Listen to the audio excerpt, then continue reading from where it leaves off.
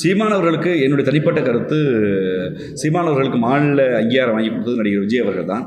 அரசியல் கவர்னர் அறிவிச்சப்பட்ட பின்னாடி தேர்தல் நிற்கலை, அதனால் 3 விழுக்காடு அவருக்கு அந்த வாக்கு போச்சு, அதனால் வென்றார்.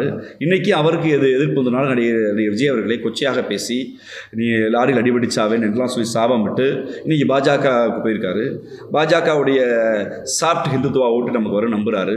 எனக்கு என்ன வேதனைனா, தந்தை பெரியாரை குறித்து இவ்வளவு வன்மமாக இவ்வளவு கேவலத்தோடு ஆதாரமற்ற அவதூறுகளை அண்டப்புழுகளை சீமான் பேசி பண்ணுறதும் எந்த ஒரு காட்டமான அறிக்கையும் எடப்பாடி கொண்டு விழுந்து வரல. திராவிட இயக்கங்கள் சொல்லி எடப்பாடி கொண்டு வரல. அதுக்கு மேலே ஏதோ ப்ரெஸ் மீட்டில் அவர் பேச தவறுங்கிறாங்களுடைய ஒரு காட்டமான அறிக்கையோ ஆர்ப்பாட்டமோ போராட்டத்தோ அவங்க எதையுமே சொல்லாமல் இருக்குது. ரொம்ப வியப்பாக இருக்குது. மேபி இருக்கலாம். ஆனால் அந்த அரவணைப்பு என்பது ஆபத்தான அரவணைப்பு என்பதை எடப்பாடி அவர்கள் புரிந்து கொள்ள வேண்டும்.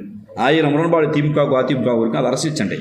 ஆனால் திராவிட இயக்கத்தின் ஆசானை கொச்சப்படுத்துகிற போது எடப்பாடி போன்றவர்கள், விஜய் போன்றவர்கள் எல்லாம் வேடிக்கை பார்ப்பது அயோக்கியத்தனமான கள்ள மௌனமாக நான் பார்க்குறேன்.